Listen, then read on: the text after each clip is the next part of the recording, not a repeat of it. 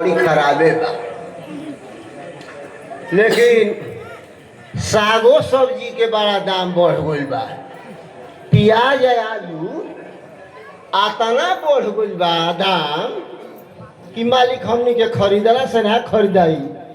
देखी चली हमनी के बैगन में ले लिया, एगो लमका ले लिए, दूगो गोलका ले लिए, मालिक चोखा बना के खिचड़ी या चोखा मार लिया मालिक। ए मालिक आलू प्याज के तो मारी गोली, मुर्गा अंडा इतना सस्ता भइल बा कि अगर मलकिनी ले अचार डलवा देती तो चारों टाइम खोती जा, हमने के देह पे तनी रोहानियो आ जाई।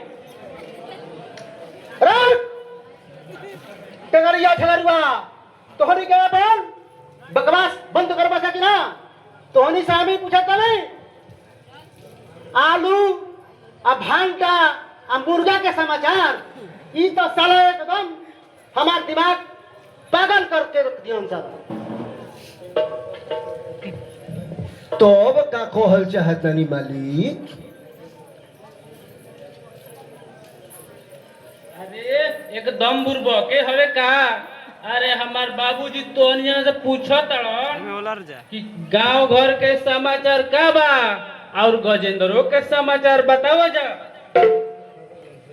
ई साला एकदम पागल हो। बोहरी बिक देवे का रे मालिक पूछत तवन का ऐसा बताओ त का। ई हमारे फ्री पर रहेला। का कहत रे मालिक तोरा ले का पूछत तवन ते का कहत रे।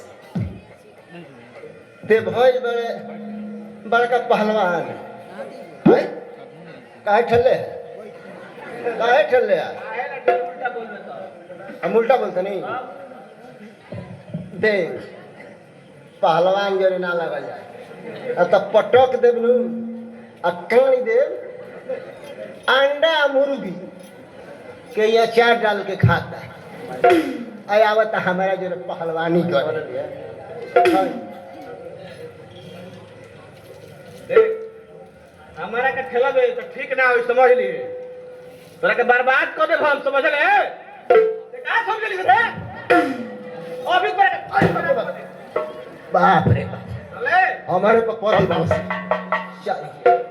अरे मेरे के जानत नहीं हो से रह आज पता चल जाई।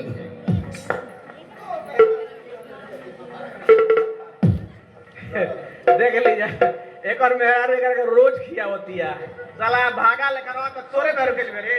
सुन सुन हेलो आज बते चलिए जे स्टेज पर कि तो मेहरानी दूध पियो ले कि हमार देख सुन पहले गवा कर मत कर एकरा हम हार मानो ना हई भले विजय भइले हार मान जाए उनको दूध को मेहरानी दूध पियो ले बड़ी। लेकिन आओ ना ना तोरे पियले भी है, हम तरह के देख लेते हैं। चल जाओ रे चल जाओ। अरे टंगरिया झलक तोहनी का अपने में लड़ के हाथ को तुर ले बसन हमारा तो बुझाते नहीं थे। इस साला एकदम हमार दिमाग खराब करके धइले बड़न सा। हम का पूछा था नहीं तो ई का बताओ तो सा। अरे एकदम बुरबो के हो लोग। हमार बाबूजी तोनिया से पूछत नु अरे गजेंद्र के समाचार बताओ लोग, ओकरा गांव में का होता सब बताओ लोग। मालिक अब कुछ साफ लोग होता है जब पटकनी है तो। अरे का लोग रे टंगरिया हमारा तो कुछ लोगते नहीं थे।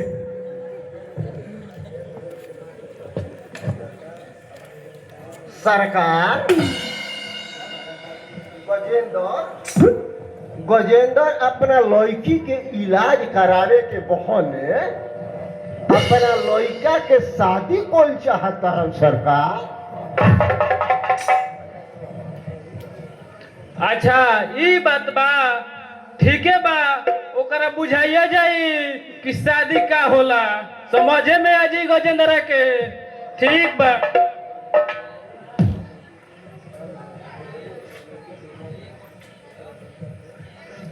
मालिक